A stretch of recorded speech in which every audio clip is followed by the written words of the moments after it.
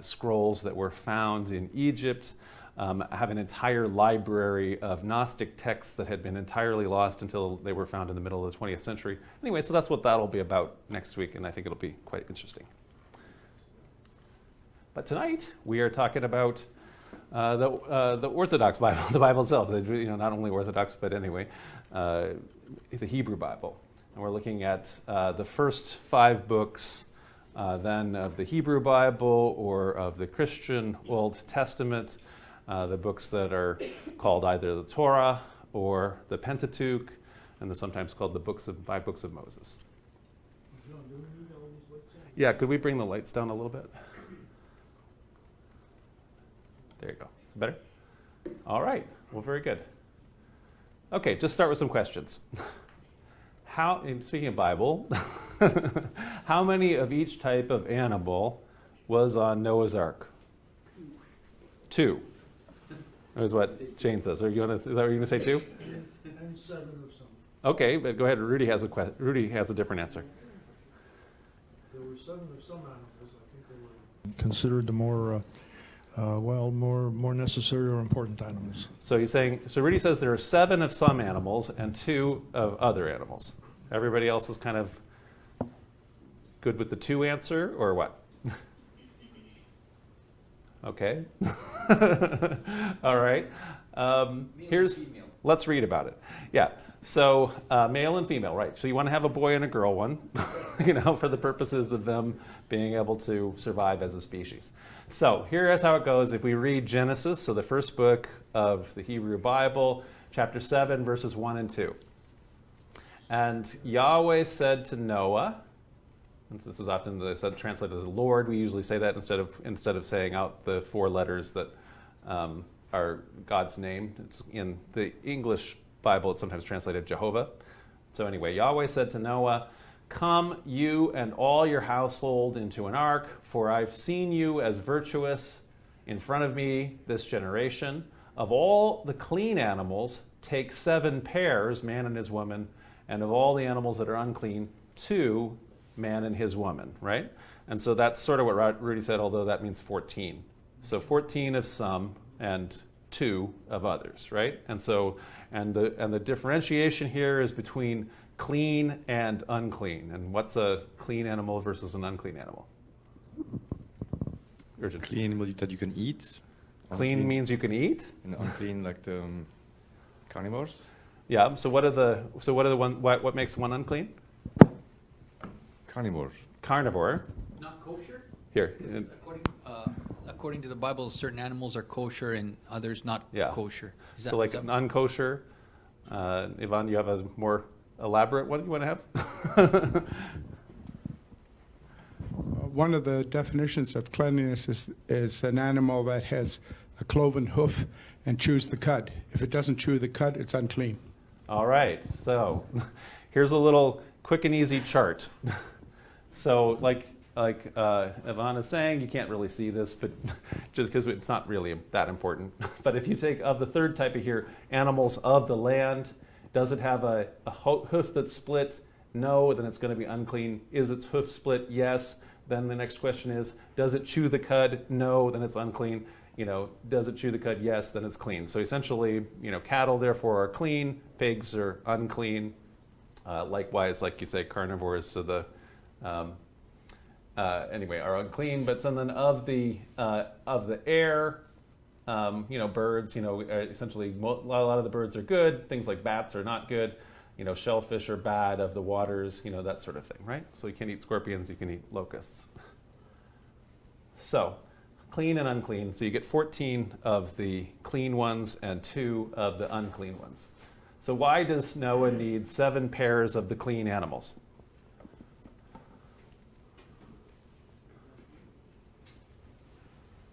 They're so much yummier.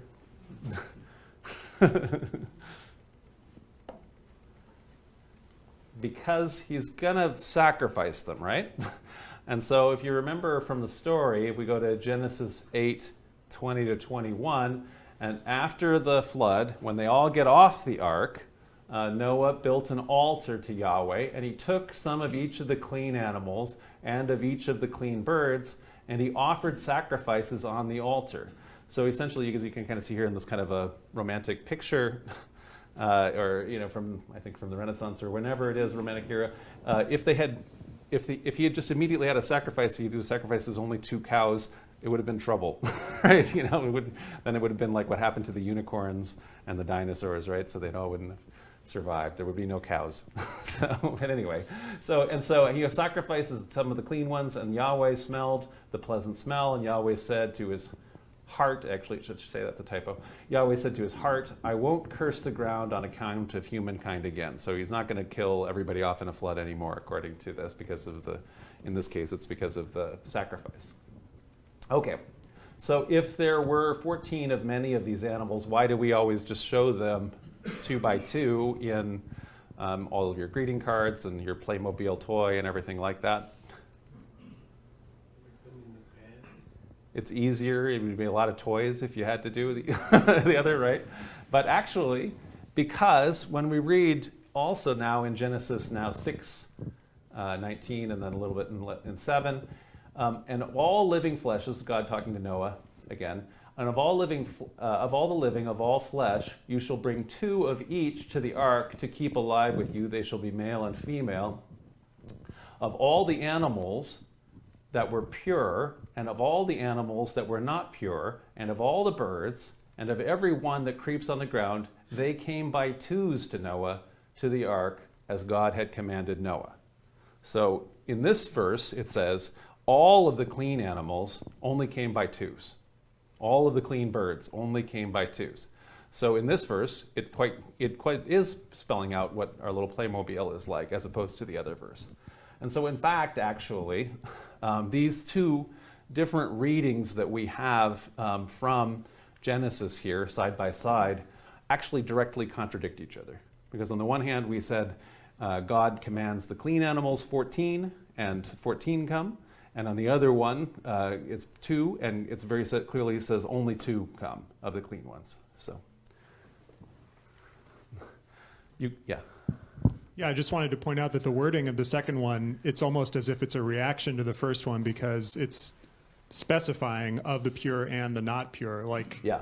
it's protesting too much by It's by almost as mentioning if the author of the pink one had read the blue one and didn't like what it was saying, didn't like the message, and so when they were rewriting their own version of it, they have maybe rewritten it so it has so it's specifically reacting, like as Mike thinks. That's a speculation. We don't know.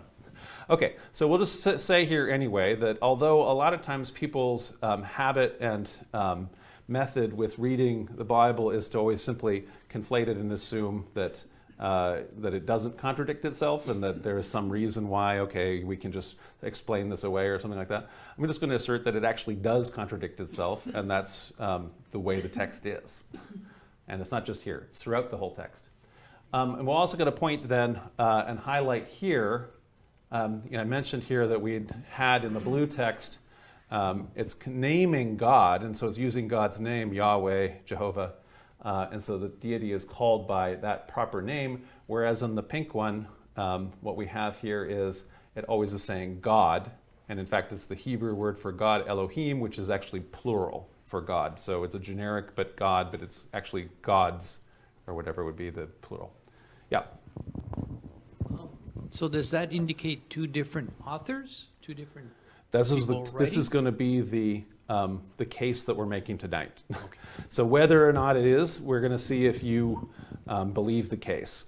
so the proposal of the documentary hypothesis, which as of the middle of the 20th century was the scholarly consensus, is that there is multiple authorship, and that in this case there are 2 different authors of these 2 different verses, and that this explains why they contradict each other.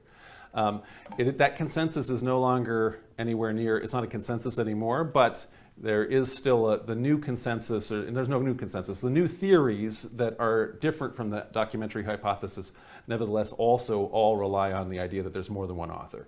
So it just wouldn't be that there's going to be the way that we're talking about it tonight, but it would definitely still, everybody agrees, multiple authors.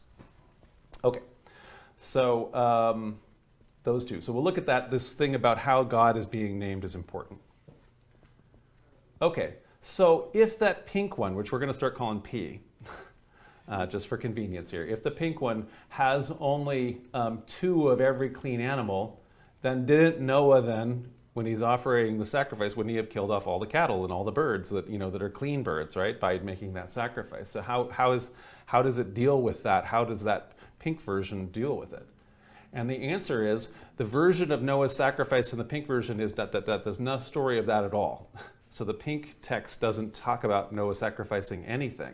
And in fact, neither Noah nor anybody else, so Abraham doesn't offer a sacrifice of Isaac or even try to in the pink text, in any of the pink that scholars identify as that. And there's no, in fact, any sacrifice offered by anybody until Aaron, who is the brother of Moses in the pink story, until Aaron is commanded by God to be able to begin doing sacrifices as part of that. And only then Aaron and his descendants are the only people, as far as the pink source is concerned, who were ever allowed to sacrifice.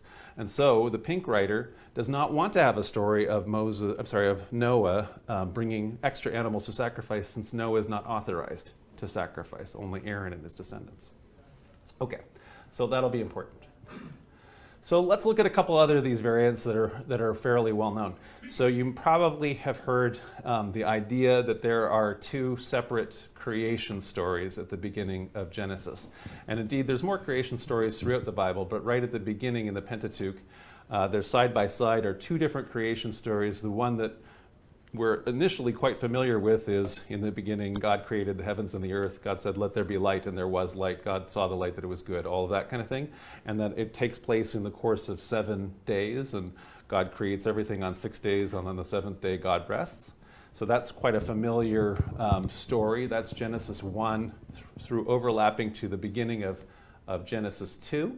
And so on the 6th day, after God creates all of the creeping animals and everything like that, then we get to this part where it says, and God said, let us make a human in our own image, according to our likeness, and let them dominate the fish of the sea and the birds of the skies and the domestic animals of all the earth and the creeping things that creep on the earth.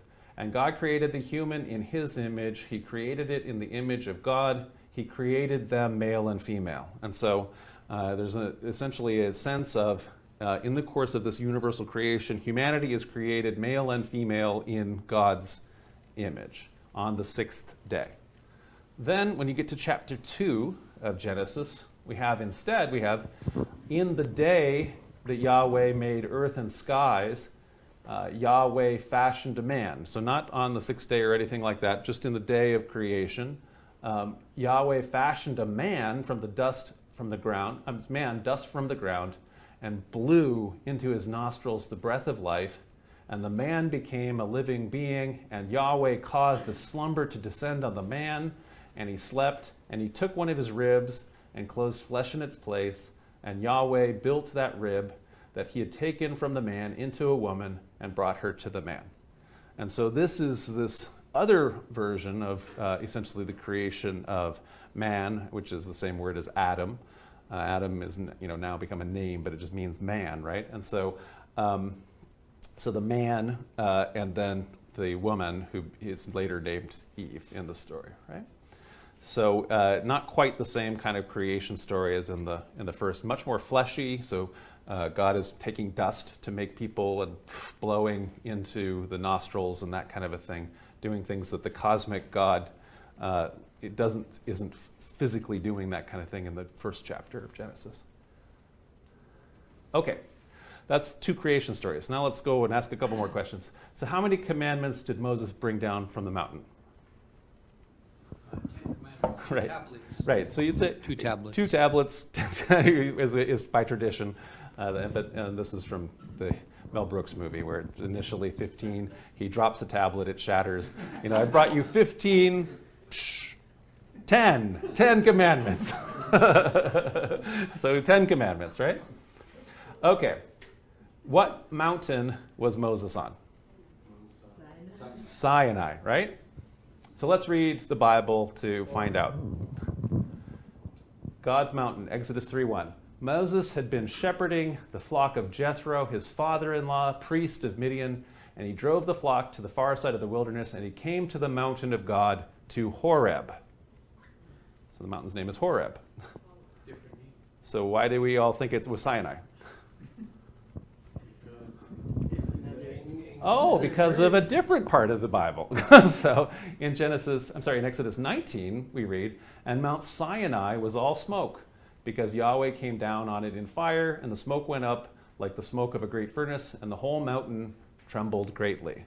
So in some parts, we hear the name of the mountain is Horeb, or the mountain is Horeb, and in other places the name is Sinai, and some places, and whether or not those are the same mountain, generally speaking, people conflate them together, but in fact, it could be because there are two different authors, in this case the blue author and now a yellow author that we started to see.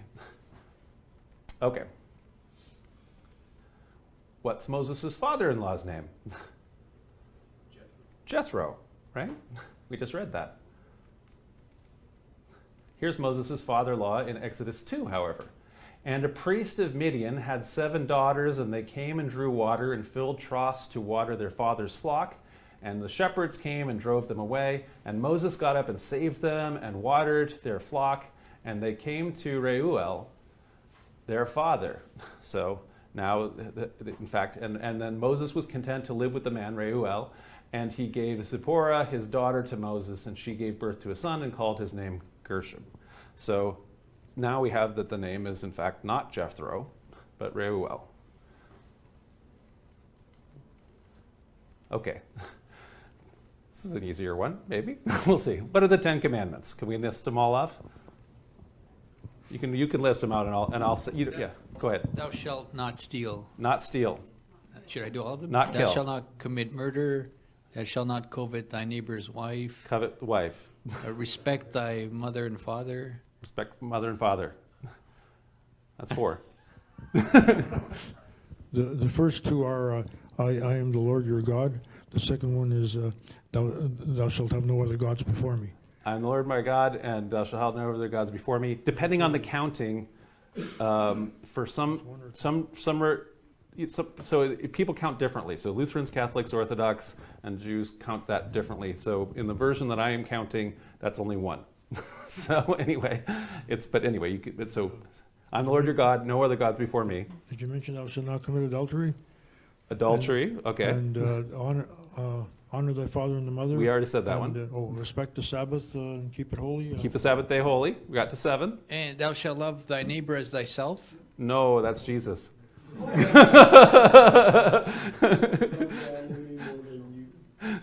Yeah, go ahead.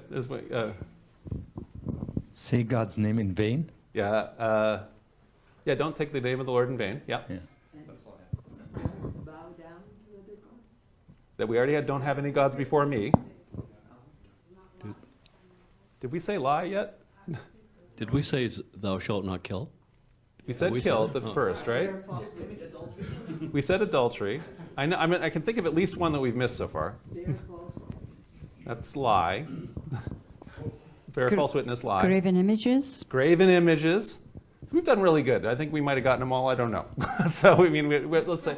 So we'll see. We'll see. Okay, we got at least 9, unless anybody. Maybe we got 10, depending on how we're counting. Okay, we did a pretty good job. So it was funny. There's this congressman, former congressman now, from Georgia, who had sponsored a bill in the United States to make it so that the 10 Commandments had to be displayed very prominently in the U.S. Capitol, despite the fact that the U.S. has a separation of church and state, and so putting the 10 Commandments in a government building is therefore as trying to establish a state religion, and that kind of thing. So anyway, he nevertheless tried to do that. Constitution be damned. And so he was being interviewed by Stephen Colbert, and Colbert asked him, why don't you list the 10 Commandments, since it's so important to you, the 10 Commandments? And he says, don't murder, don't lie, don't steal. I can't name them all. So even though it was quite important to him anyway, he only got 3. We did better than that, right? Okay, so we'll read here Exodus 34, to see what the Ten Commandments are. So Moses got up early in the morning and went to Mount Sinai as Yahweh commanded him, and he took in his hands 2 tablets of stone, and Yahweh passed in front of him and called. So Yahweh writes onto the tablets these 10 commandments. You shall not bow to another God, because Yahweh, his name is jealous, he is a jealous God. You shall not make molten gods for yourself. So we got both of those. You shall observe the festival of unleavened bread. The firstborn of every womb is mine. 6 days you shall work, and on the 7th day you shall cease. We got that one. You shall make a festival of weeks of the first fruits of the wheat harvest, and the festival of gathering. You shall not offer the blood of my sacrifice on leavened bread.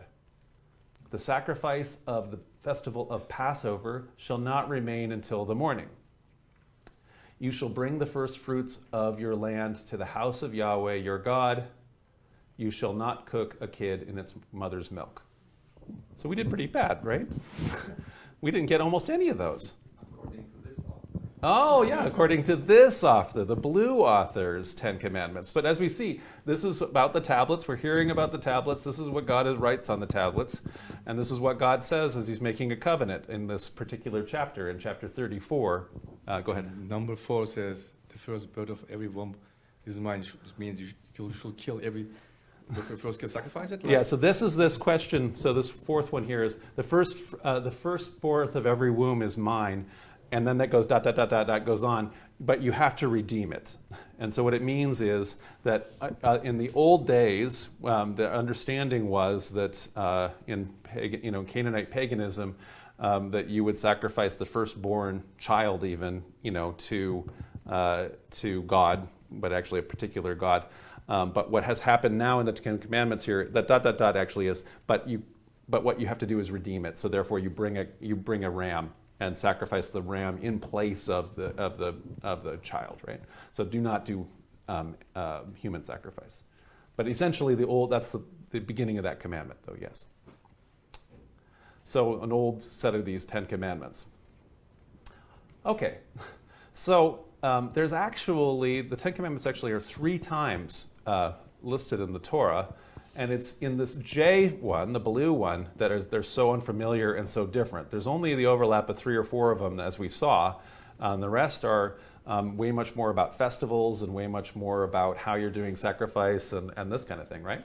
And so the other ones, the ones that are in E and D, as we're going to start to call them, are the ones that we knew, right? So have no other gods before my face.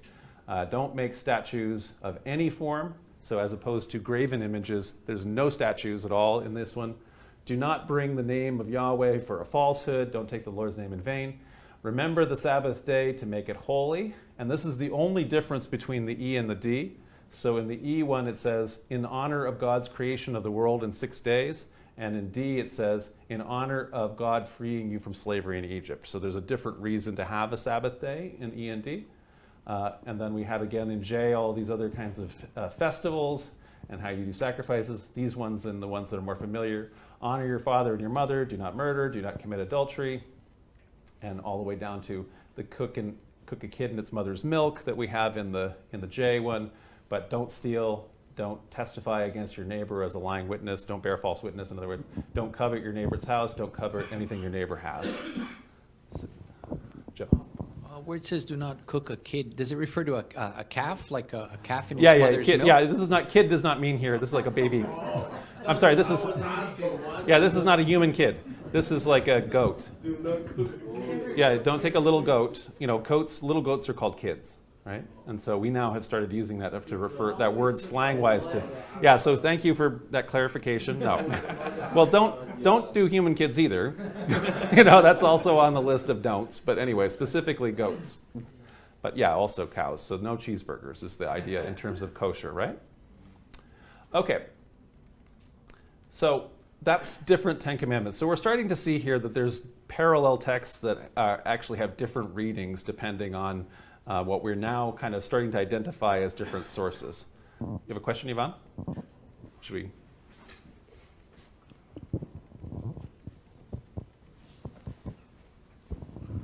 Where are the 10 What is the citation for the 10 Commandments as we usually know them? So, so E here is Exodus 20, 2 through 17.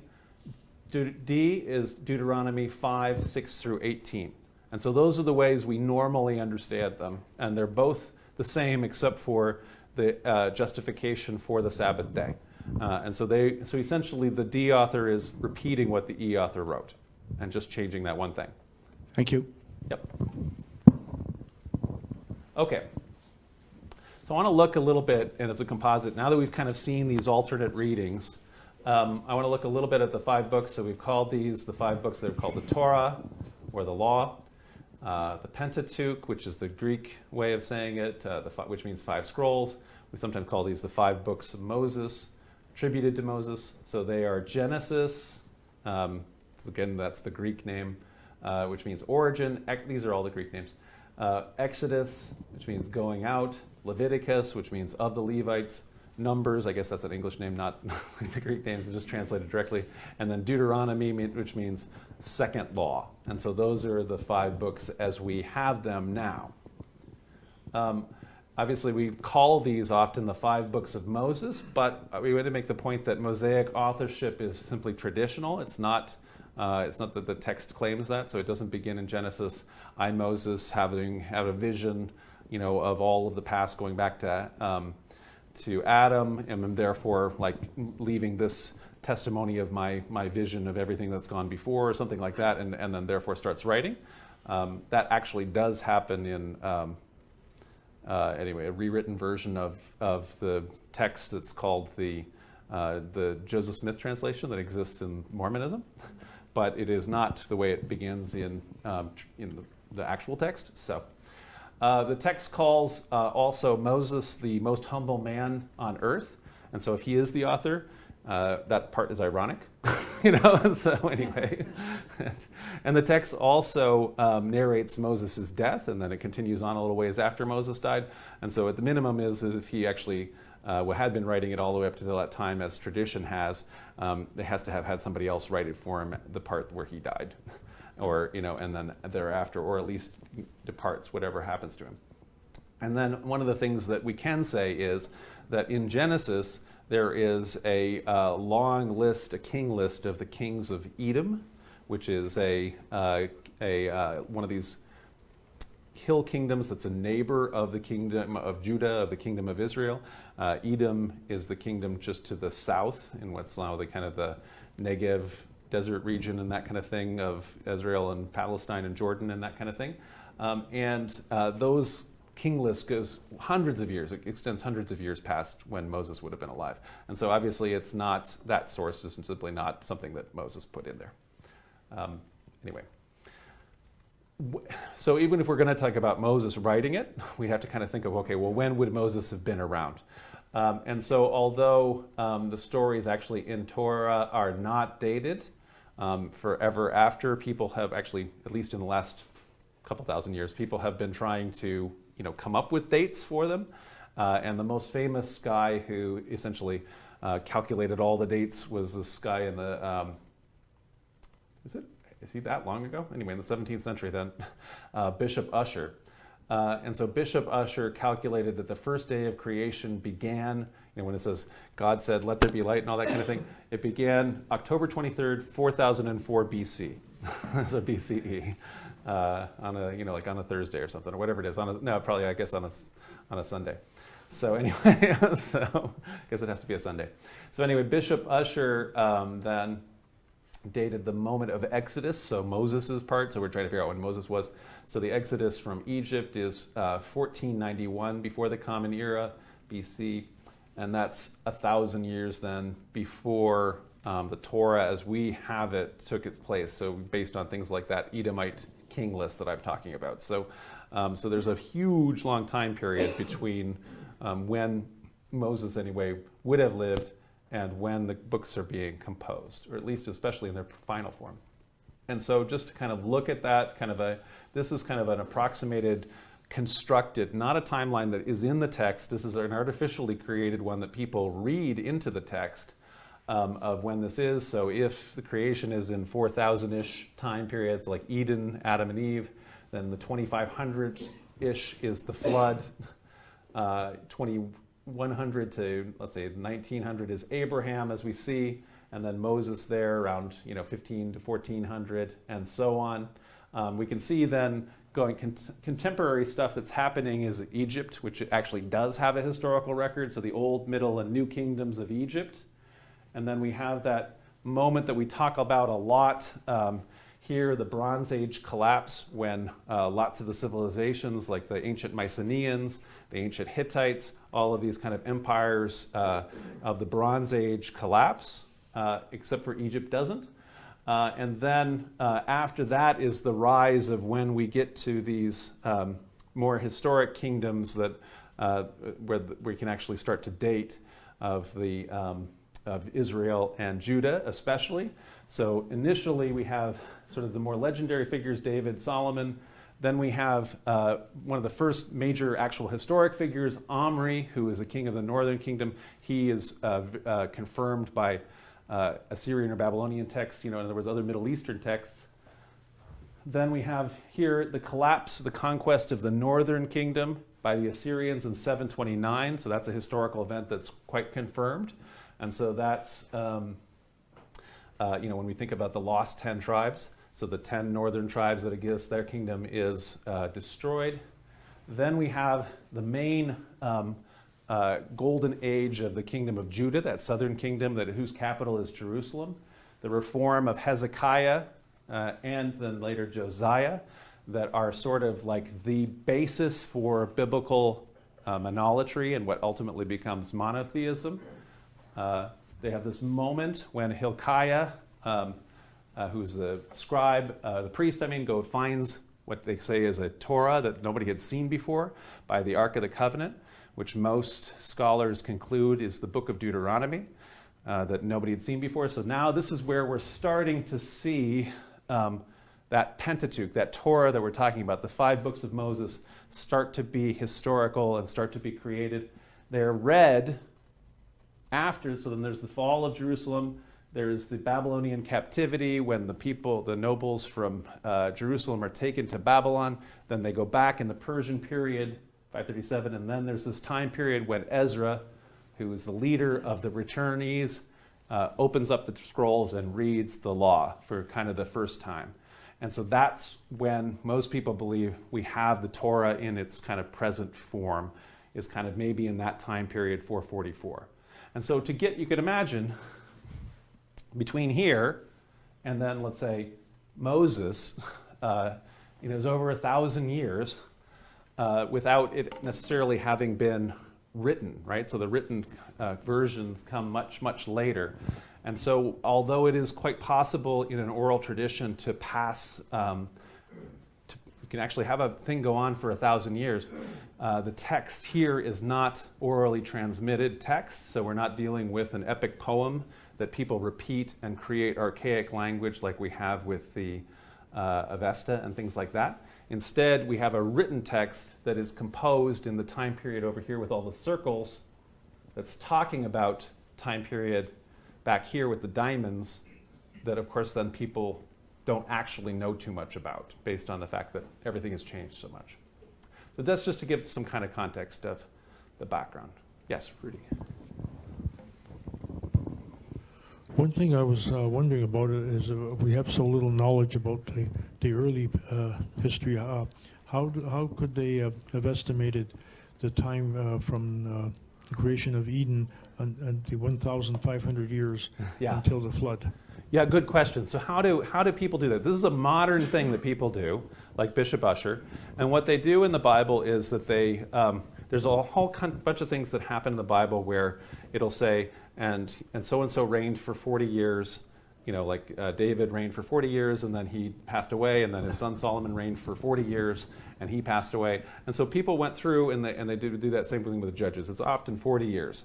And so people went through all those 40 years, 40 years, 40 years and added it all up in order to try to estimate about what that would be.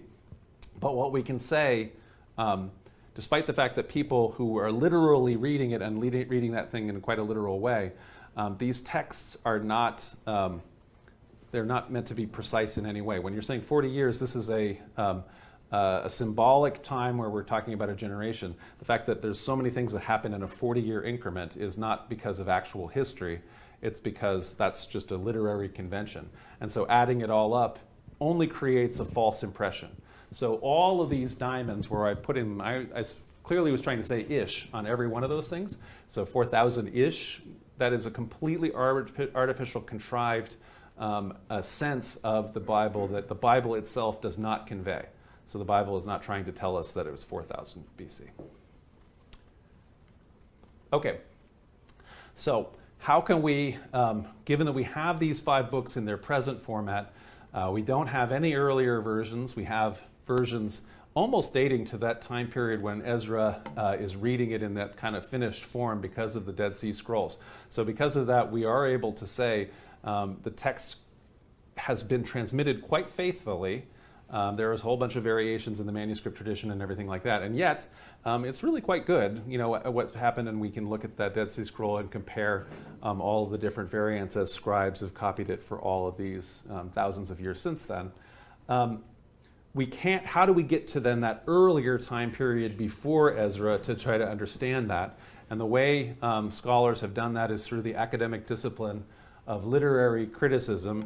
And this isn't to say that they're criticizing the book, but rather that they're treating the book critically so that they can understand where it's coming from, what is the original text looking like, and what is the historical context in which the different authors of the text created the text or composed the text. So there's, generally speaking, traditionally, it's divided into 2 different kinds, lower and higher criticism. Lower criticism is textual criticism, and so they're seeking in textual criticism to get back to what is the closest way that we can get to the original reading of the text. So all of these texts, when we think of publishing as being quite precise now because of printing presses and frankly now saving everything in digital copies and everything like that. Throughout almost all of time, every book had to have been copied and recopied. Every time you are manually copying something, you will introduce errors, no matter, even if you have a very good system for avoiding errors, like, for example, the rabbis and scribes do. Nevertheless, there do become variations, and there are vast variations in our thousands of manuscripts of the biblical tradition that have survived. So what we're trying to do is to get in textual criticism, we're trying to get back to what the closest understanding of the original source is, reconstructing it as error-free as possible. We can never get back to it, but as close as we can. And then higher criticism is historical criticism, and that's essentially by reading the text, we try to understand what is the, if we read the language of it, we can kind of see the date of how archaic that language is.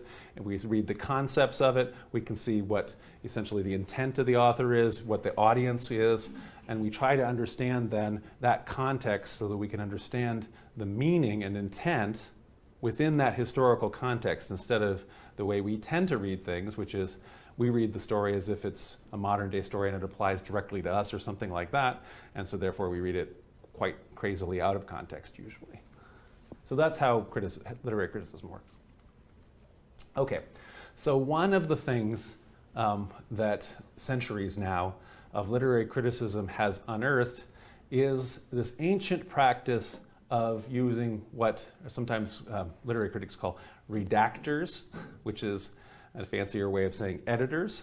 And so often, as somebody was making a copy, so if you can imagine the amount of work that is necessary to even just have a second copy of a book is quite a big investment, because you have to recopy it. Every single one of those pages is either a piece of papyrus that has to be built together, or it's a sheep, because vellum or parchment is made from a whole, like a sheepskin, right? And so it's a very amazingly expensive undertaking that just takes forever if you're doing it right and all that kind of thing.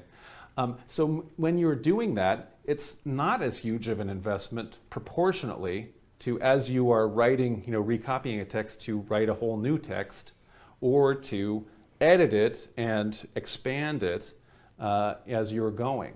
And in fact, one of the things that will happen is that if you have an old text, one of the things that might have happened is It's been in the possession of scribes all this time. Scribes will make little scribal notes. They'll make glosses, where they'll write something's unclear, and they'll write an explanation and a line above the thing. So the old manuscripts will have all these kind of notes on it. Then that might be a really important note. There might be important glosses that are all the way through the text. Well, then the next guy who makes a copy may just copy all the glosses with it. And when you do that, it may not be clear what's a gloss and what was the original text. So one of the things that happens with redaction is that texts get expanded especially, but they can also get edited or shrunk too.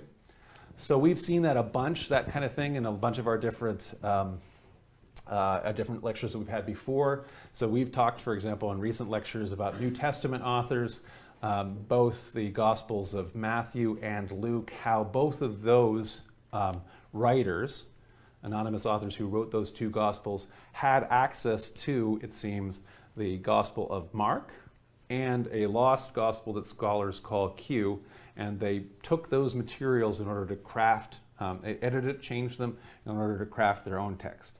And so because we have Mark and we have Matthew and Luke, we don't have Q, unfortunately, we're able to kind of see the editorial ideas that the author of Matthew and the author of Luke has, because we can see that Luke's deleted some 70% of Mark and changed a bunch of things, and you can kind of see what Luke's editorial interests are. And you can also see the variations between how Matthew and Luke use Q.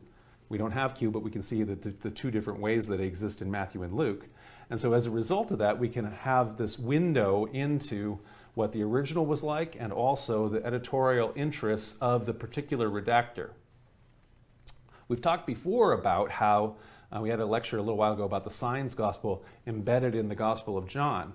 And what we don't have in that case is any comparative ways of doing it. So it's much harder to tease that out, the signs gospel, out of the Gospel of John, and to actually prove that there is this layers of redaction that gets us to that gospel, because we don't have any of the other texts to compare, right?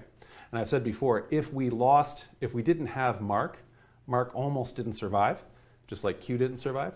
And if we didn't have Matthew, if Luke had been the only gospel, for example, that had survived, Luke is such a good editor and is so good at writing Greek that we wouldn't have any knowledge, any idea that the seams are seamless. You wouldn't know that those two texts have been absorbed into Luke's manuscript. That's less true. So we're in a similar situation here with the Pentateuch, with the Torah, with the 5 books of Moses. We have no other text where we can say, oh my goodness, here is a section of this text, a strand of it. Just that blue text I was showing you before, that's a separate book. That hasn't survived. But what has survived is these strange things where we have contradictions that are in the text, and indeed we have very strong voices that recur. So the one voice just really seems to use all the same kind of language, let's say, and again and again and again, but it's interlaced and interwoven with these other voices. And so the theory here with the documentary hypothesis is that even though we don't have any of the texts separate, by having them all pieced together and seeing the seams, we can divide them and read them as independent books. Okay, so one of the examples where we do have this, that's in the Old Testament, is in what's called the Deuteronomic history, which is to say the books of Joshua, Judges, 1st and 2nd Samuel, 1st and 2nd Kings. And so those books, and then we have a set of books called 1st and 2nd Chronicles. And what is very apparent from studying Chronicles is that the chronicler, although the chronicler continuously is saying that he is quoting from some lost book, the book of Jasher, all of these other different books that are the books of the kings of Israel, the books of the kings of Judah. Although he's constantly citing these kind of lost or otherwise unknown books, what is very clear is actually the source that he's actually copying from is the Deuteronomic history. So he is actually editing and changing Joshua, Judges, Samuel, Kings, and in fact sanitizing it. And so all of the kind of horrible things that happen if you think of all the bad things that David did and Solomon did and all these kind of things, those get very well cleaned up in Chronicles. And so the chronicler's goal was essentially to write a much cleaner version that was not so embarrassing as the Deuteronomic history, the older history. And so an example of that here is in the book of Samuel, there's this point where, again, the anger of the Lord was kindled against Israel. And he, the Lord, incited David against them, saying, "Go, count the people of Israel and Judah." So the king said to Joab and the commanders of the army who were with him, "Go throughout all the tribes of Israel from Dan to Beersheba and take a census of the people so that I may know how many there are." So censuses in antiquity are always evil. And the reason why is because once you've taken a census, the king knows how much taxes you owe, and so everybody knows that no good can ever come of a census because it means you're going to have to pay taxes. So when the chronicler gets to that same section of the history that is recorded here in Samuel, the chronicler writes, "Satan stood up against Israel and incited David to count the people of Israel. So David said to Joab and the commanders of the army, 'Go number Israel from Beersheba to Dan and bring me a report so I may know their number.'" So rather than have God, ordering the census and as a kind of a plague that God is having against Israel here for David, it's now put into Satan's domain, as Satan is given the blame for this census. So you can kind of see, and there's plenty of things all the way through. David just doesn't do any of the bad stuff, that he does in Samuel and in Kings and Chronicles.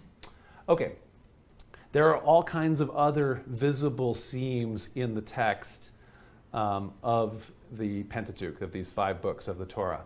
So one of the things that we have are doublets and even triplets. So we'll have the exact same story told in one part, and then it'll happen again. Or in some cases, it'll happen 3 times. We've already seen with the 10 Commandments, they recur 3 times, and in one of the cases, quite different text of the 10 Commandments. We've all seen how like some of the other stories are occurring differently. But here's another couple examples. One of them is the scene where they're at the rock at Meribah, and Moses strikes the rock and water comes out of it. And this happens twice in the text. So the first time it happens right at the beginning of the Exodus. So in the book of Exodus, in Exodus chapter 17, verses 2 through 7, and when we read there, "And the people complained at Moses and said, 'Why is it that you have brought us up from Egypt to kill me and my children and my cattle with thirst?' And Yahweh said to Moses, 'Here, I'll be standing in front of you there at the rock at Horeb, and you'll strike the rock, and the water will come out, and the people will drink.' And Moses did so before the eyes of Israel's elders, and he called the places named Massah and Meribah because of the quarrel of the children of Israel, because of their testing Yahweh, saying, 'Is Yahweh among us or not?'" Right? So rock at Meribah, and water came out of the rock. Okay, but then at the end of the Exodus, after they've been wandering around for another 30 years or so, we read this story, Numbers 21 through 13. "And Moses and Aaron assembled the community opposite the rock. And Moses lifted his hand and struck the rock with his staff twice, and much water came out. And Yahweh said to Moses and Aaron, 'Because you did not trust me, therefore you shall not bring this community to the land that I have given them. They are the waters of Meribah, over which the children of Israel quarreled with Yahweh, and he was made holy among them.'" So essentially, as we have it, this is a same kind of event that happens more or less twice, where the same kind of thing happens. Although what probably is happening here is that this is the same story that's being told by 2 different voices, is what we're making the argument. And so one of the things that is very consistent with, for example, this pink, and we've talked about the pink author here before, is the author always says, "and Aaron." So every time Moses is doing something good, Aaron is almost always along for the ride, and is also, God is talking to Moses and Aaron. And another thing that happens is is that they're always talking about assembling the congregation of the people or the community of the people. And that also never happens in the other story where it's only Yahweh talking to Moses, right? And indeed, in this story, Aaron makes a golden calf when Moses is up on the mountain in the pink. That does not happen. Aaron does not do anything bad like that. Okay, there's another one here we've talked about a couple times in past lectures, so I'm not going to read it all the way, but there is this story that's the She's My Sister story. and this happens 3 times in the text. So essentially, there's a famine. Abraham and Sarah go to Egypt to escape the famine. Sarah is, of course, the most beautiful babe ever, and so Abraham says, "You don't tell them I'm the husband, otherwise they'll kill me. So say instead that you're my sister, and then I'll be okay. They're not going to kill me because they want to get at you, right?" And so the first time that happens is at Genesis 12:10 through 20. So Abram and Sarai are in Egypt, and in that story, then Pharaoh actually lies with Sarah. And then, in a biblical sense, and then Egypt is cursed. Yahweh curses Egypt as a result of that sin, right? And then Pharaoh's all mad because you said she was your sister. What's going on here? Why am I in trouble? Okay.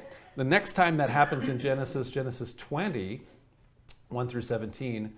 Now Abraham and Sarah are at Gerar, which is to say, not in Egypt. This is among the Philistines, I believe. So Abimelech, who's the king then of Gerar, takes Sarah to his bed, but God prevents him from coming close to her, and nevertheless, God curses Gerar for even trying. And the guy again says, "Wait a second, what did you do to me? You said she was your sister." And in this case, he says, "Well, she is my sister because they're half siblings, even though they got married too." So they're married, but also, according to this story here, the yellow author, that they are brother and sister, half siblings. Anyway, and then in Genesis 26, suddenly now it's not Abraham and Sarah, it's Isaac and Rebekah, who are not half siblings, who actually aren't sisters. They again go to Gerar, and again the king is Abimelech. And Yahweh would have cursed them had somebody accidentally taken Rebekah to wife, but nobody even got as close as to the bed in this particular instance of the story. And again, now it's being retold with even different characters. So it's Isaac and Rebekah, who aren't actually sisters. So the pun doesn't really even work. But the same thing happens at the end of the story, which again, Abimelech says, "You said, she was my sister." So anyway, we have a triplet, and in fact, in this case, it's recurring twice. The blue author is telling it twice. But then there's a yellow author too. Okay, so how do we figure this kind of thing out? So now I've shown you enough, hopefully, contradictions and different voices and doublets and triplets that we can try to make a sense of who all of these different colors that I've been outlining are. So we have the 5 books of the Torah, as we've already called them: Genesis, Exodus, Leviticus, Numbers, and Deuteronomy. According to the documentary hypothesis that we're presenting tonight, there are 4 major sources then of those 5 books, which we call J, E, D, and P. And then in addition to those major sources, there are what are called redactors, who we talked about, so editors who are putting them together. And specifically, there's an early redactor who combined the J and E books, and then there's the last redactor, presumably around the time of Ezra, that is putting the whole thing together. And so that's maybe bringing in even the last stuff, the stuff that occurs after the Israelites return from Babylonian exile. So they're called J, E, D, and P, and we'll talk about why in the future. But anyway, let me show what some of these characteristics are. So we talked about before about this idea of Mount Sinai versus Mount Horeb. And so when we're looking at the J and P texts, it's called Sinai. And when we're looking at the E and D texts, it's called Horeb. Yeah, so I'll say what they are. Yahwist, which is to say J for Jehovah. P is priestly. E for Elohist or Elohim. And then D for Deuteronomist. And so we'll we'll get together why those are called that, but that's what the 4 names are. So in this particular case for the Holy Mountain, there's 34 mentions of it. The different voices use only their own name for it. And like I say, so J and P call it Sinai 20 times, and Horeb is E and D 14 times, or Mountain of God. Okay, they use their own different language. So I mentioned before here about Pharaoh knowing Sarah in the biblical sense, right? And so this phrase "to know" in the biblical sense occurs 5 times in the Pentateuch, and it's all in J. So the other authors do not use that euphemism. The term Sheol, identifying a place for the dead, essentially the shadow realm. It's not really hell, but this idea of where your spirits are resting in the place of shades. Your shades are resting for all time. That occurs 6 times in J and is not any time in any of the other voices.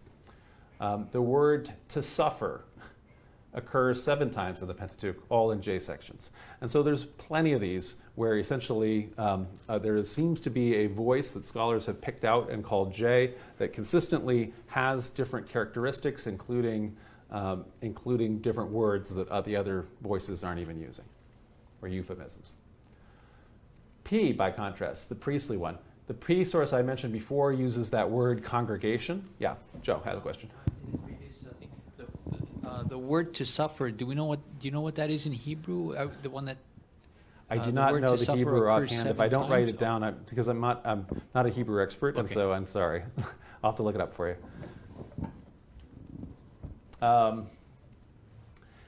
The word that is, anyway, the Hebrew for congregation, in this case, P uses that 100 times. So, I mean, when I was showing before, Moses and Abraham became before the congregation of the people. All of that kind of thing, that just happens just constantly in this particular voice, which is the clearest and the easiest to pick out. I mean, after even just like a lecture of this, you can probably turn to any time you open any of the 5 books and you read a little bit and you start to say, this is P. You really get, the P source seems very clear all the time. So constantly saying things like congregation. The P uses the phrase "gathered to his people" as a euphemism for death 11 times. None of the other voices use that. So gathered to his people as opposed to, his resting with his fathers in Sheol. Instead we have this. P uses the phrase "be fruitful and multiply" 12 times. So none of the other voices are making that commandment. And P is the only voice that say that someone fell on his face. So when they're ashamed or something like that and a person falls on his face, that euphemism occurs in P 8 times, but none of the other voices make that kind of euphemism. Yes? Does that mean 8 times in the whole Pentateuch? Yeah. Fell on his face? Okay, because I remember reading those words. Yeah. It's a common, so different people fall on their face because they're, they're so, they're ashamed, right? And so they're in that kind of a position where they're experiencing shame, and so that's a dramatic gesture to show that. But it's as a euphemism for that, or as a physical demonstration. That phrasing of it occurs only in P. Okay, the translation here in English of that phrasing. So another place, and this is where we're getting the names then of these J, E, and P. There is a unique terminology, as we saw going all the way back when we were looking at that Noah story, those 2 Noah stories, how in the one we were saying that God is always named, so Yahweh, so the name of God, that occurred in that J source of the Noah story, where it was always Yahweh who was breathing in the nostrils and everything like that. So the named kind of fleshy God, Yahweh in the Noah story of the J source, closes the ark up with his hands, closes the window of the ark. In the P story, God is never anthropomorphized at all. So God is not, the P story is where we have God creating humankind in God's image, male and female. So in other words, God is beyond gender in the P idea. So in this case, yeah. So you mean God where he says his hands mean male? No. So his hands. So anywhere where there's like a hand of God, or God is walking through the garden, or God is blowing into the nostrils of the dust, This is like the J story. So that kind of thing is happening in J.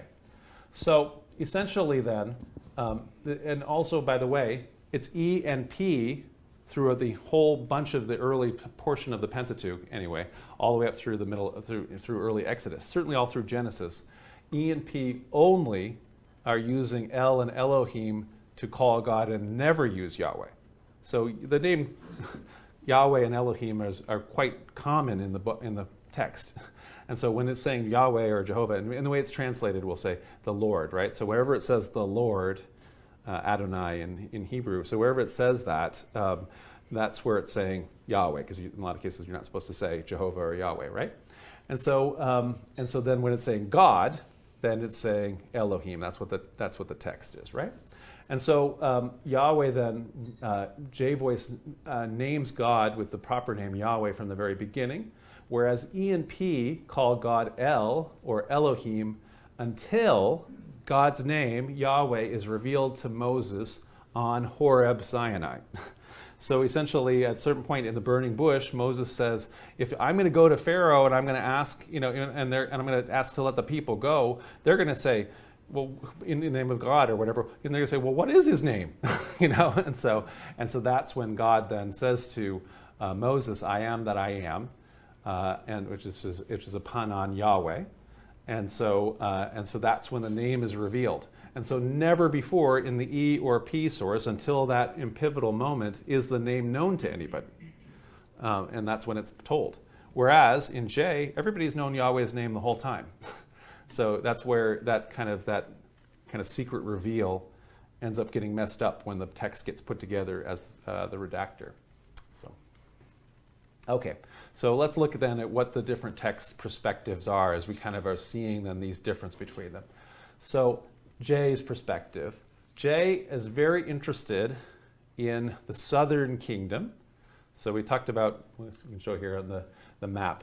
So in this period of time that's immediately before the Assyrians destroy the northern kingdom, the kingdom of Israel, and leave only the southern kingdom, the kingdom of Judah, and then the Babylonians destroy that kingdom of Judah.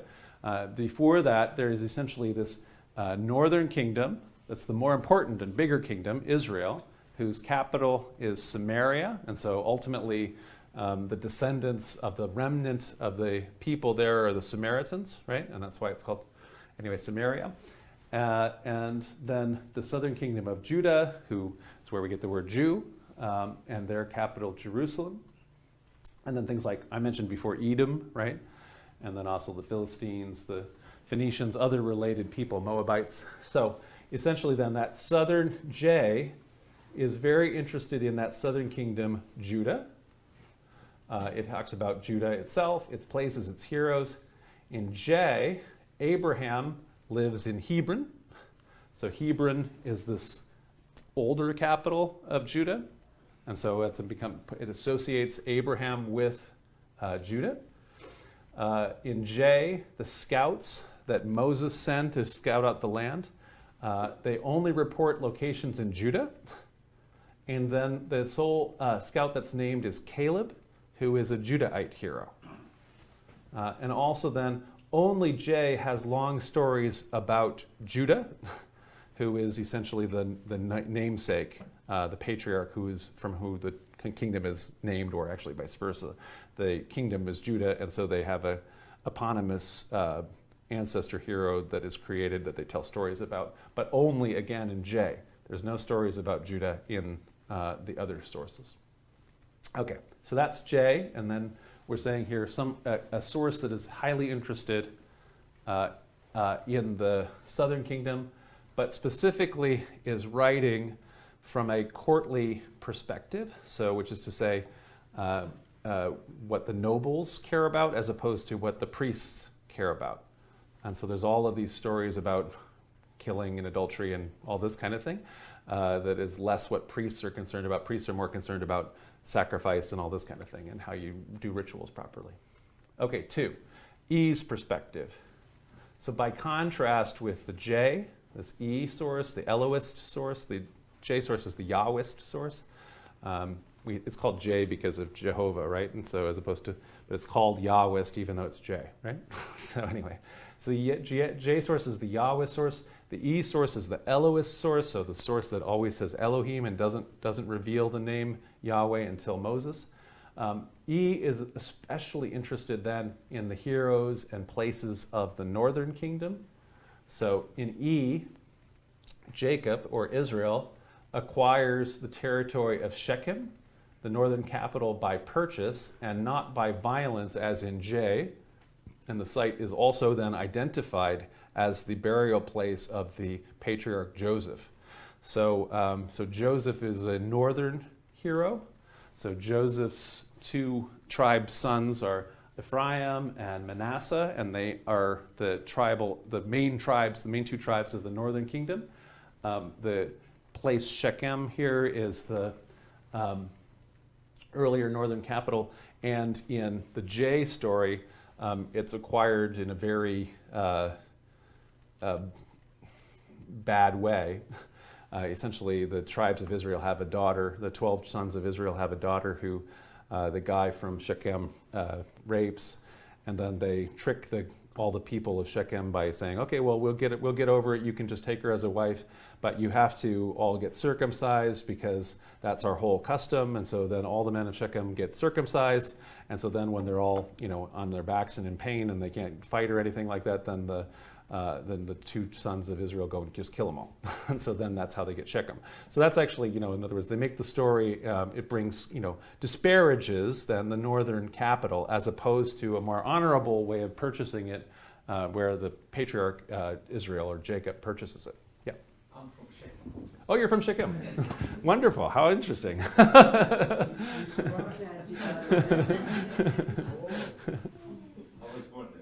Wow, so cool. Okay, so E then is critical of the house of David, so the southern kingdom's royal family, as opposed to the northern kingdom's family, right? So the kings of the southern kingdom here in Jerusalem and Hebron are David and the Davidic kings. Anyway, so E is quite critical of them. And then E elevates the Ephraimite hero Joshua.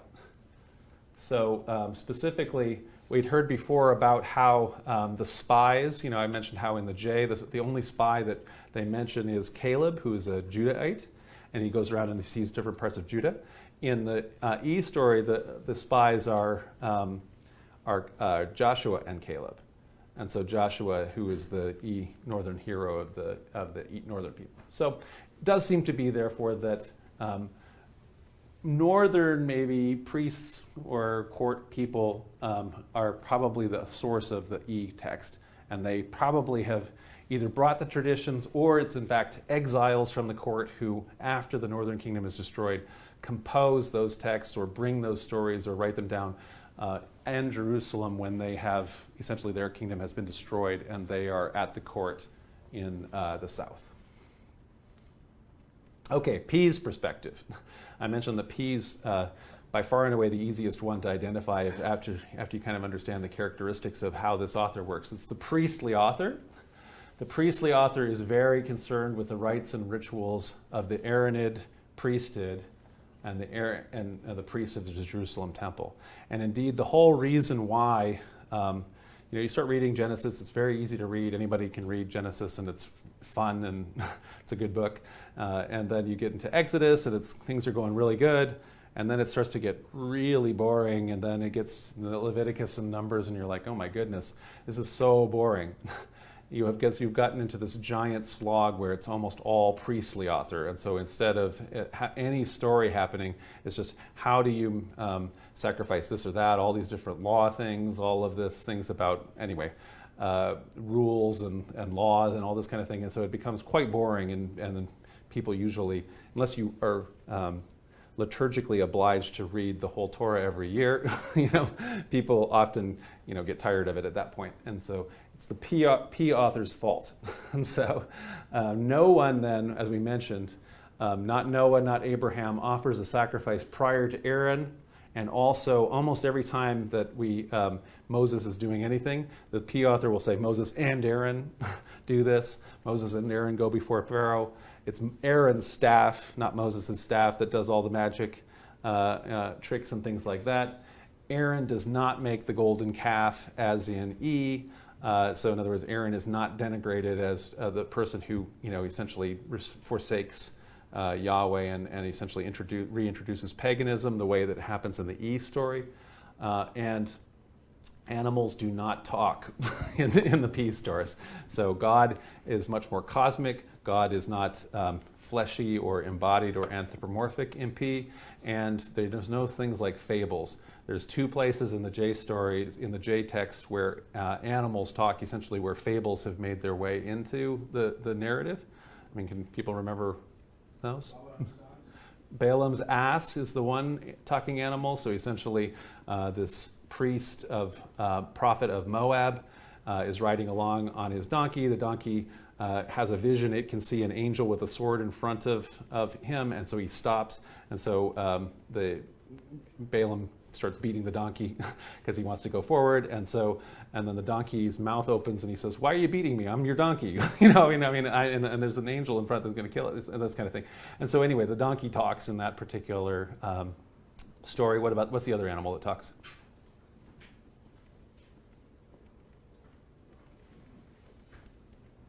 The snake. The serpent, right, in the Garden of Eden. So yeah, so it's just an animal. It's a fable. It's not meant to be the devil in J. Yes, urgent. Is it why they always try to protect Aaron? Is it because of the Kohen and Levi families, or? Yeah, why are they trying to protect Aaron? And so the idea of it here is, based on, one of the things we're doing with this literary criticism is, since we don't have like an author who says, "I wrote this part," or anything like that, we have to kind of read into the text to decide, based on the author's biases, who the author is. And it almost certainly is, in this case, like you say, a priest of the Jerusalem temple who considers himself to be a descendant of Aaron. Now, whether or not they actually are Aaronids or whatever, that's their eponymous, that's their ancestor that they, as they historically or heritage-wise understand it. And they hate these stories where Aaron is demeaned and Moses is elevated. And so instead, they tell stories where Moses is demeaned and Aaron is the most important one. And they tell stories where they're brothers. The other authors don't consider Aaron and Moses to be brothers. And so this is essentially the P authors, and the P author almost certainly then is a priest from at least the priestly family associated with the, like you say, this family that's called the Zadokites. Aaronids, the people who are descendants of Zadok, who is the Aaronid priest at the time of David, so they're the Zadokites. And then in Greek, Zadokite is Sadducee. And so these, again, those temple priests that are still in charge, as of Jesus' time, right? So anyway, that's P's perspective. And then finally, D. We haven't spent a bunch of different time in D. We saw D in that one list of the 10 Commandments. And D is the Deuteronomist.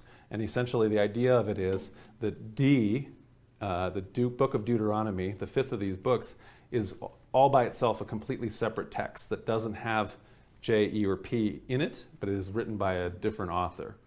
And so D then is the voice of the book of Deuteronomy. And like I said, this is believed to have been found by Hilkiah the priest during the reign of King Josiah, at least as that's narrated. That story is narrated in the book of 2 Kings.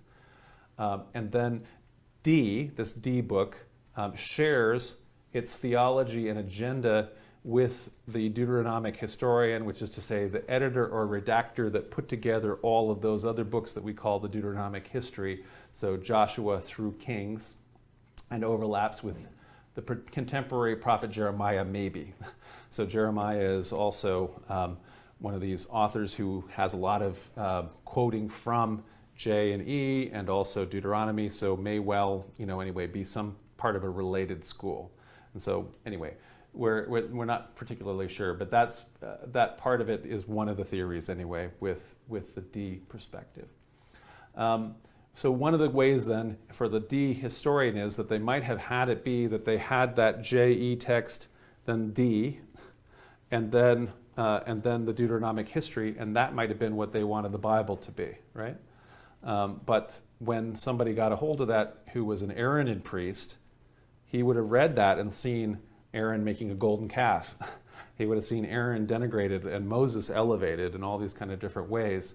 And so maybe then the P author, which may be the last one to have been written, that part of the Torah is written in part as a response, as Mike was theorizing, with the P and the J versions of the Noah story. So that brings us to the megachart, which I love. We always show, and this is why we had this lecture. So I put this up once just in a previous lecture a couple months ago, and somebody said, okay, I know you've lectured on documentary hypothesis before, but I've forgotten what this is, and could we please have a lecture on this to kind of explain it? But essentially here are the ideas. The earliest two are these J and E. So J, a source that includes fables like the talking animals, that includes God, Yahweh, who is always talked about by name and is also more personable God, and the anthropomorphic God who's walking in the garden with people, who's physically closing up the ark, that kind of a thing. And all of the kind of stories that lionize the southern kingdom's heroes and also tell all sorts of courtly intrigue and scandals and adultery and all that kind of thing. So maybe a courtly text from the kingdom of Judah, the Jerusalem court. E, by contrast, as we saw, is interested in the northern kingdom, and so maybe is written by northern exiles who have come down to the kingdom of Judah after their kingdom was destroyed, and are preserving then the legends and the heroism of their ancestors in Israel, the northern kingdom.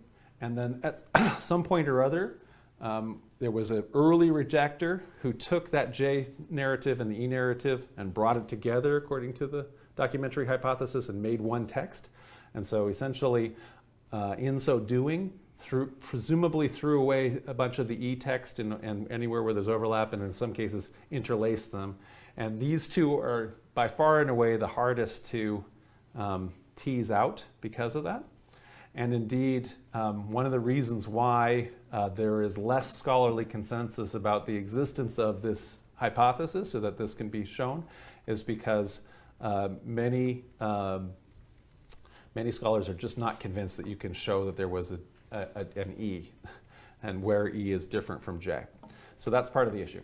Okay, so that became then, there is a redactor in the traditional theory here, and the traditional hypothesis that created then JE, this combined text.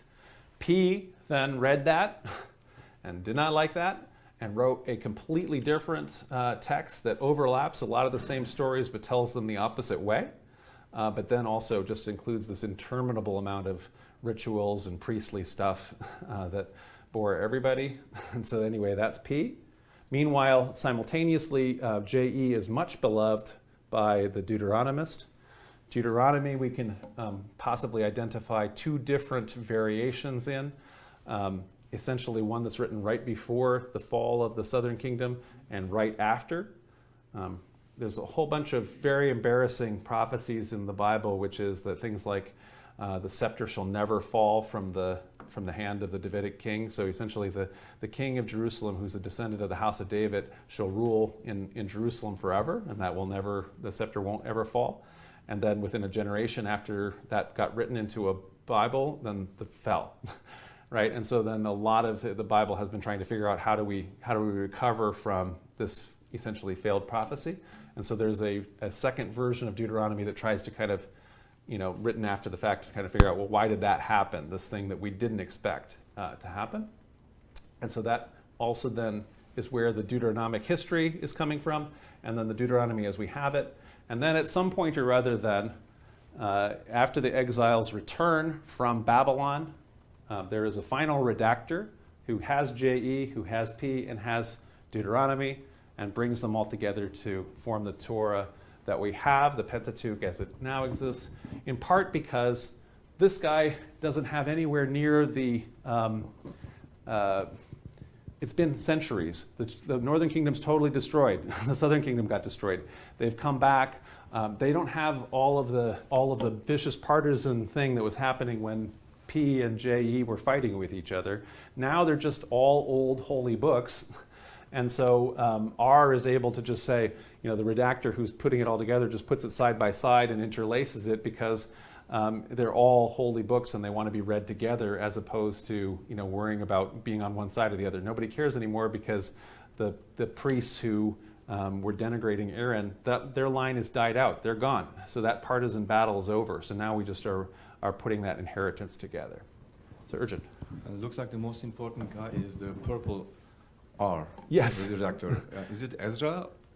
Do we have a slide for that? So it's possibly Ezra.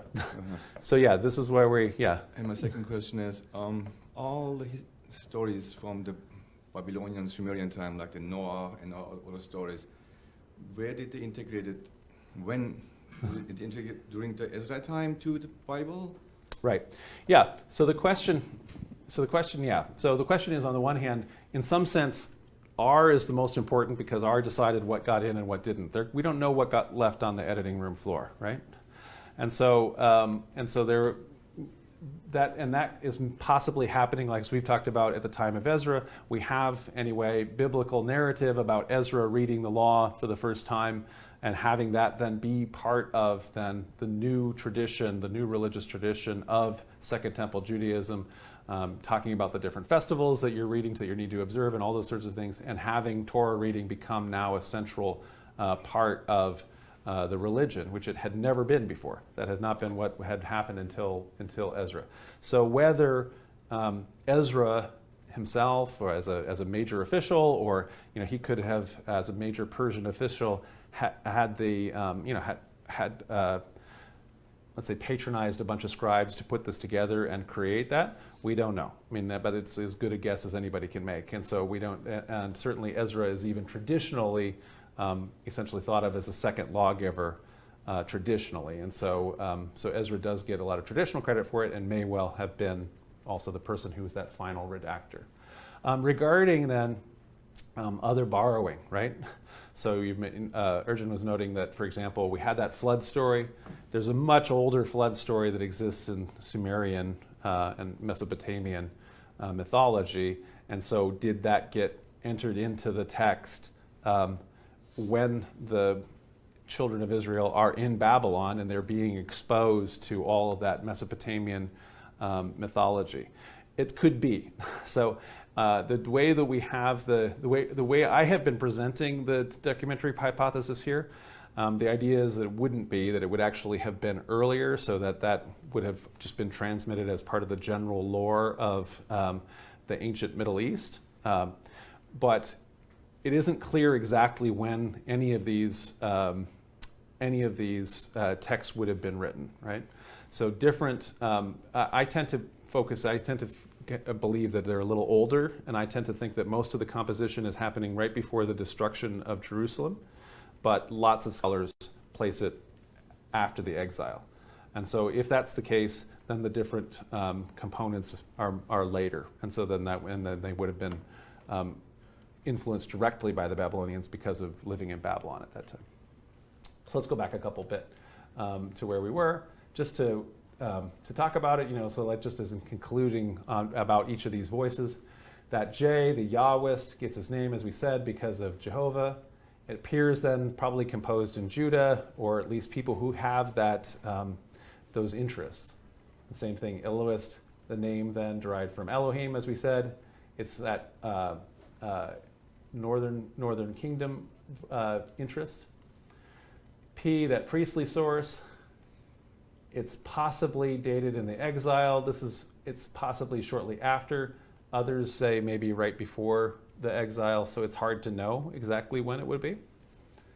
And then Deuteronomy, we kind of have that sense of when that would be based on the story of finding the law in Kings and 2 Kings. Okay.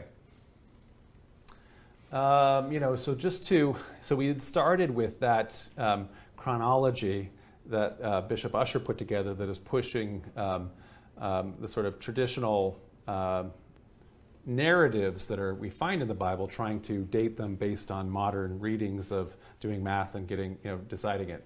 But when we look at the kind of actual historical time period, we zero it in much more closely to this period of time that we mentioned after that Bronze Age collapse.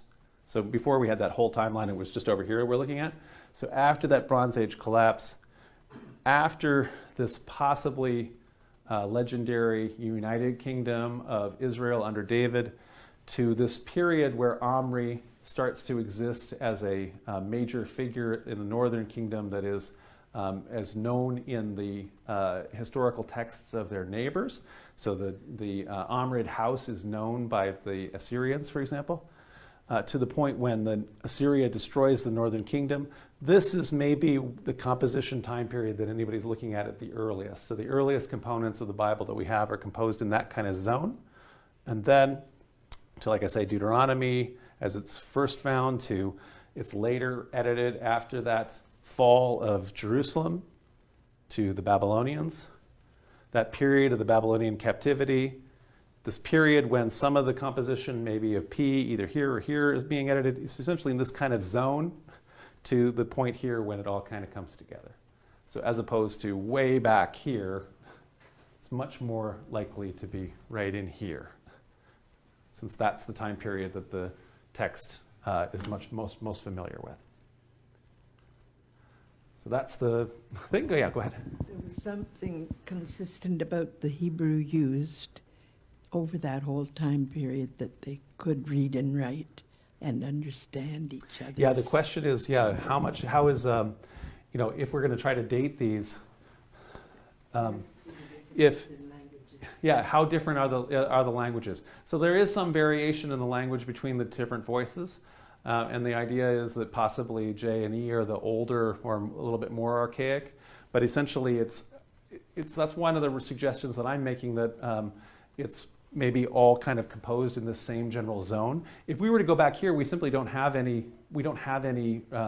Nothing's sort of preserved, so we're not aware of what it would have been like earlier, and we know that actually later when they come back, the spoken language fairly quickly becomes Aramaic, right?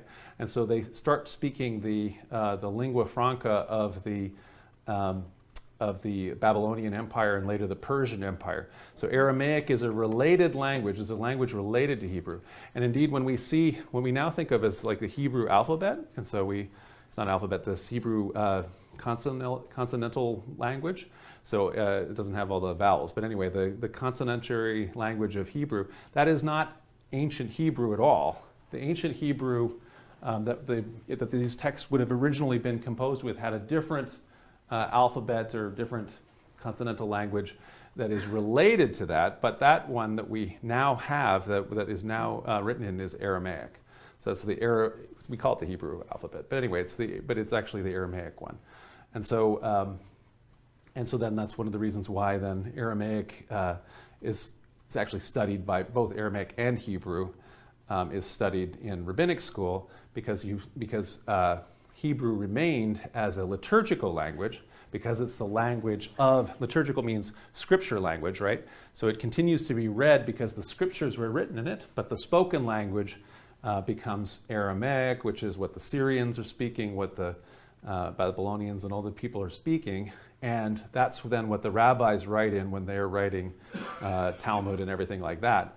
And so that's why, anyway, in Hebrew school, rabbinic school, you learn both, so that you can study both what the rabbis say and you study what the Hebrew Bible says. And indeed, the last books of the Hebrew Bible, like Daniel, the very last book to be written and make it in, is written partly in Aramaic and partly in Hebrew. And so that there is variation, therefore. So Daniel is a later kind of Hebrew, but it's that answers the question. But there wasn't a lot of whatever the Persians were speaking that got incorporated into the Hebrew spoken in the exile. So even though Persia is in charge, So Ezra, by the way, when Ezra comes back, all this time period, so after the fall, right, and so after the exile, when they go back and they rebuild Jerusalem, when they rebuild the temple, Ezra and everybody. Ezra is a Persian official. The kingdom is not independent. It's a province of Persia. So the independent kingdom is killed over here by the Babylonians. But the Persians speak a very different language. So Persian is an Indo-European language, like German and English and Celtic and Sanskrit, right? So all of those kind of languages, whereas Hebrew, is a Semitic language like Arabic and Aramaic and that kind of thing. And so because the Persians conquered this vast empire that the Babylonians and the Assyrians had, they used Aramaic or Syrian as their imperial language, in the same way that when the Romans took over the Eastern Mediterranean, because they'd already had all these Greek empires, Greek was the official language of the Eastern Roman Empire, even though the Romans spoke Latin, right? And so in that same way, Aramaic was an official language of the Persian Empire's administration, even though the Persians used Persian in their area, right? Yes. Yeah, and then Rudy. Yeah, yes.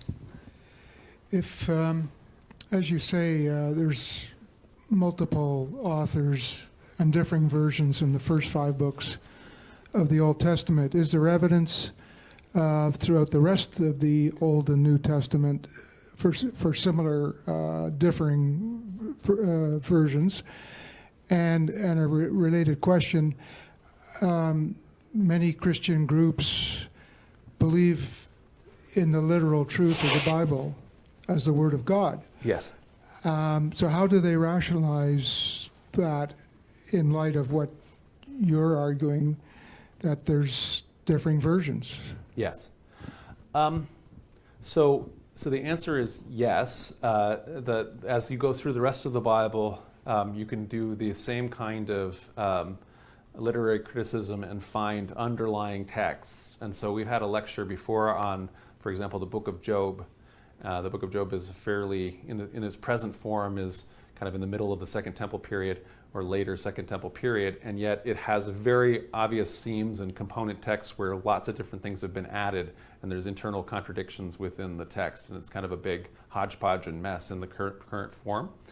And so there are a bunch of things like that. We can do that with Proverbs. So the book of Proverbs has a bunch of different little books that have been kind of welded together that are unrelated to each other. They, in turn, are other books that have been combined together, and the fronts and backs have been put onto it, and that kind of a thing. So pretty much you can do that with most all of the ancient books. There's a bunch of things like a little book like Ruth is probably just a composition of one author in the Second Temple period. And so like some books are quite coherent like that, but a lot of them are books that have been added to and grown to get to the present way that we have them. Regarding how do Christians rationalize this? How do people understand it? Different Christians have different ways that they look at Scripture, and so in my denomination, we are not literalists, and so we understand. Our understanding of Scripture is that Scripture is human response to the divine.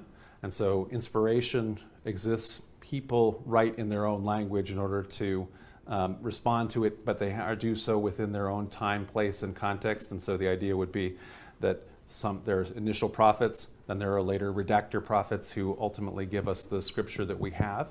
And there are multiple voices, and Scripture is a words in many languages and many prophets, many voices that actually are in dialogue with each other in the same way that, let's say, a philosophical dialogue it's not just all one position. Rather, it contradicts each other because we have to discern for ourselves essentially where we fit into that kind of conversation. That would be how we take it. In terms of a lot of, let's say, evangelicals who are scriptural literalists and authoritarians, they largely have rejected scholarship. And so, unfortunately, this is a direction that now over centuries, literary criticism as an academic discipline was more or less created by early modern Germans in order to study the Bible, And so we have had many of these results for centuries, 3 centuries or something like that. But at a certain point there is, in the early 20th century, there's a break or a division between mainline Christianity and what became called fundamentalism, Christian fundamentalism. And the idea of it was that mainline Christianity continued to be informed by scholarship, whereas the fundamentalists preferred to do literal readings that unfortunately can't be squared without rejecting scholarship. My view. Rudy. In those pictures you showed us at the beginning of Moses holding the tablets, Yes. I was wondering, what was that an actual language that was on the tablets? Because it wasn't Hebrew or Aramaic, or is that something Hollywood made up? So the Mel Brooks one? They might have done, they might have known. I mean, I feel like actually in the Ten Commandments too, they've got the thing written on it. I think that actually in the Cecil B. DeMille movie, that they actually are aware of that archaic Hebrew language that is the different, like I say, consonantal language that is, again, based on Phoenician, but is its own original thing, that then got superseded when the people came back and started speaking Aramaic and started using the Aramaic alphabet to write Hebrew. And so I think it's actually archaic Hebrew, and so they think that they might have even gotten it right in the Mel Brooks movie, which is kind of, I mean, why not, But anyway, but possibly based on the fact that they had already, they did a lot of research for the Ten Commandments and how they did that.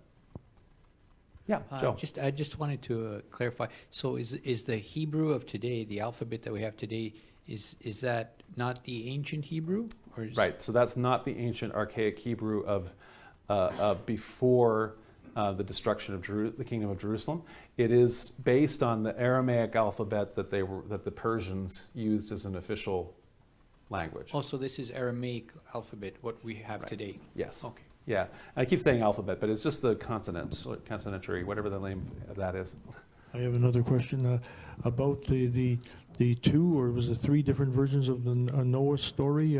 Which were the authors of those among the 4 that you've mentioned? The 2 that we had when we're reading the Noah story are J and P, and so the J story, so the very earliest and the very latest maybe, and so the J story is the one where you have the 14 clean and unclean because of the sacrifice. That's again the one where God uses his hand to close up the window of the ark.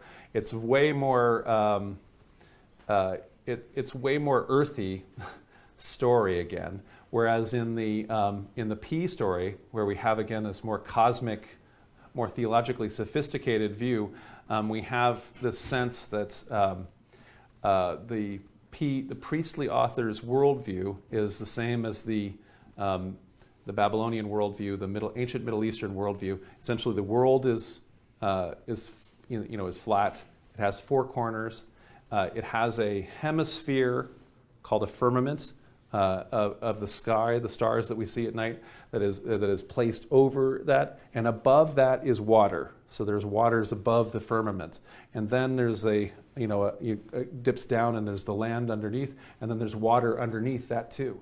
And so this cosmic idea of the universe, of having that particular worldview that is obviously out of date. That's not how the world actually worked, but that's how they understood it in terms of the science of the time. It says, so God opens the firmament of the heavens up, and the water that's surrounding the universe pours down into, and that causes that cosmic flood in the P story. So it's much more epic, in P's telling. And the interesting thing about it is that the redactor interlaces them like this. So it's not like they're told one after the other. That's why there's contradictions within the story, whether they're using a raven and a dove and this kind of thing, but it's anyway, it's interlaced. So, yes.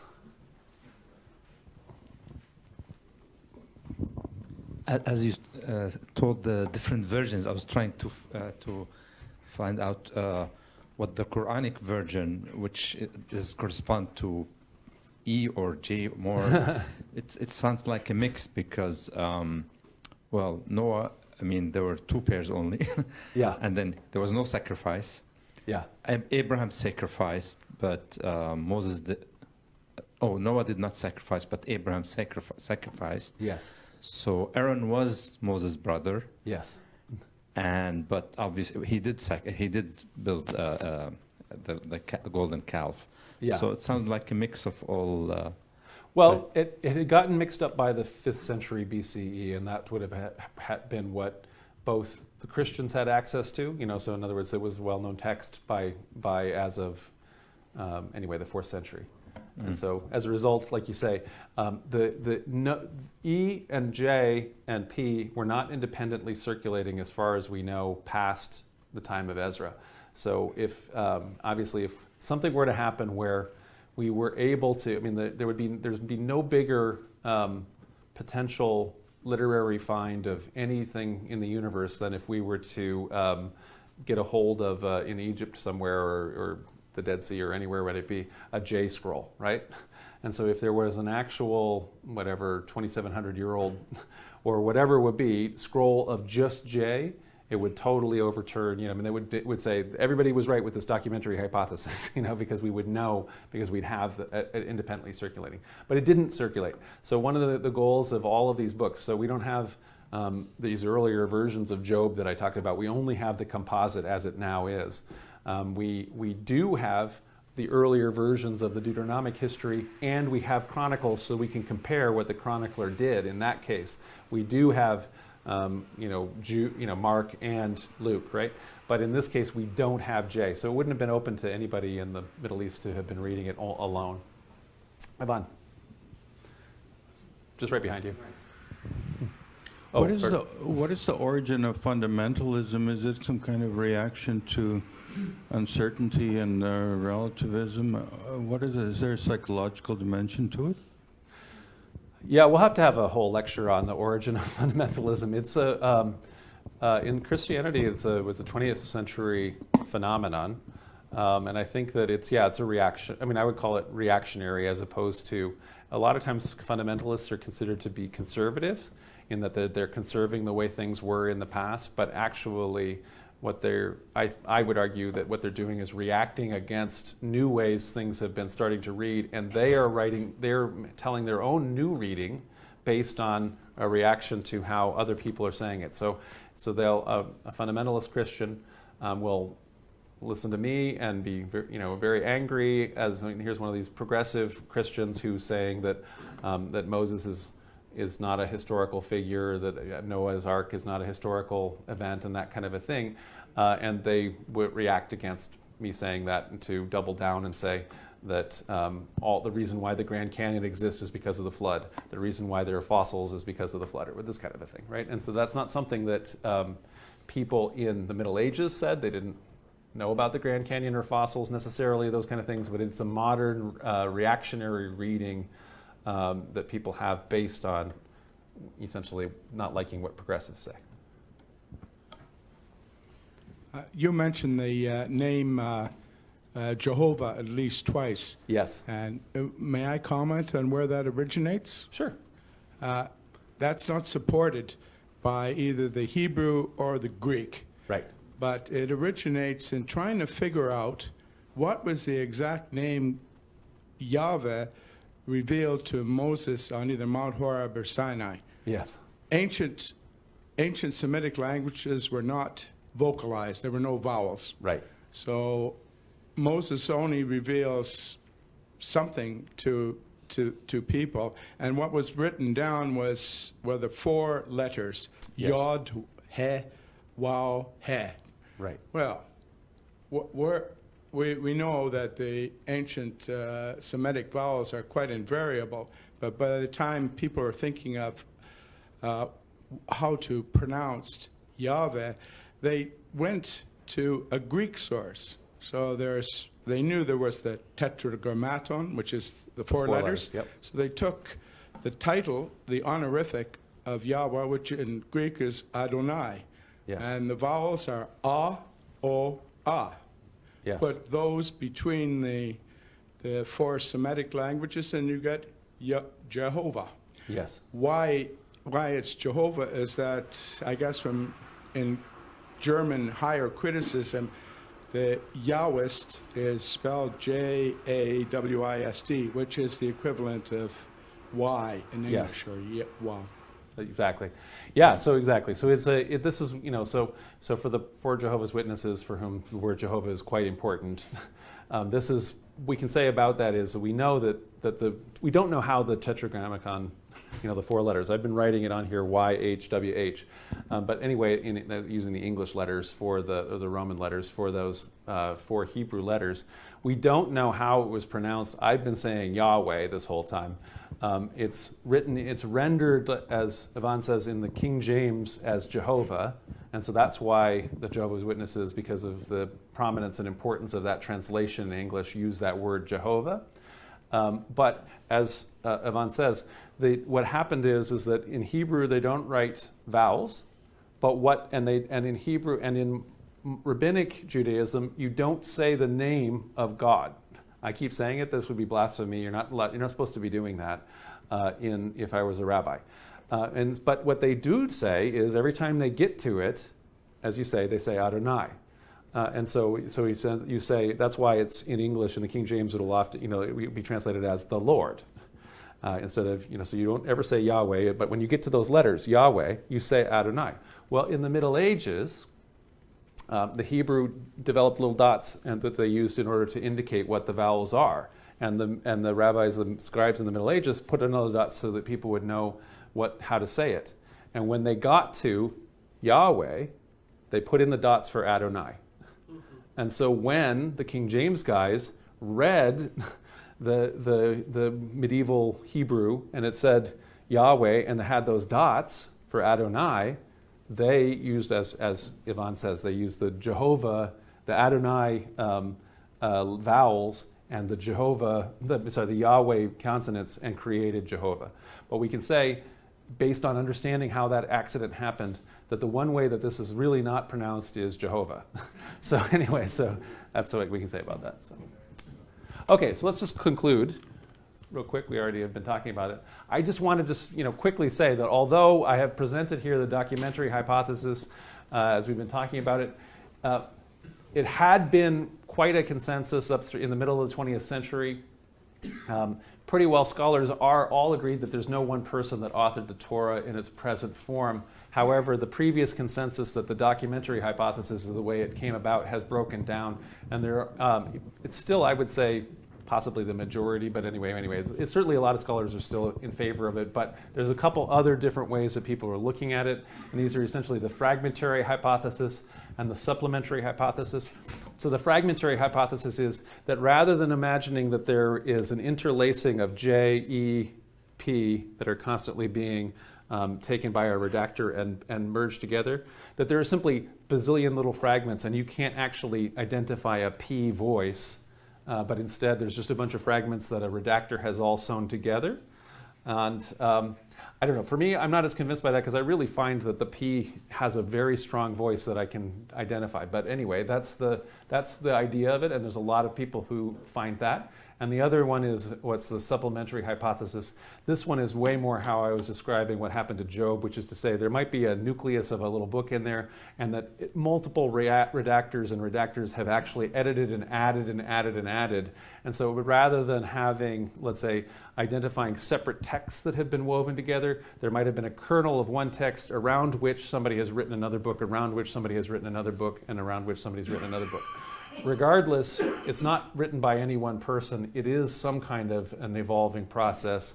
And so there are some kind of different ways that we can understand these different seams and contradictions and things like that. But this one is the one that I still am interested in and kind of hold, and I kind of go back to. But I want to just point out to everybody that this is not law by any means. It's a hypothesis, and there's alternate hypotheses. So that's the documentary hypothesis.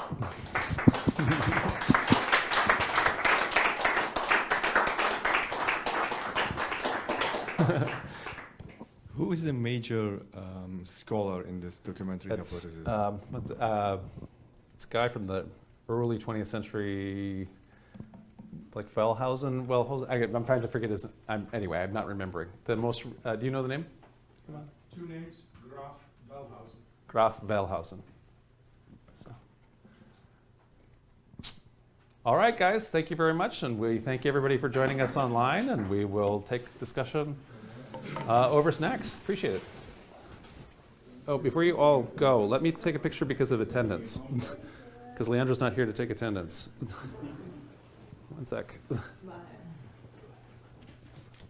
This is just for numbers purposes. Thank you. So, Numbers. well, it's also.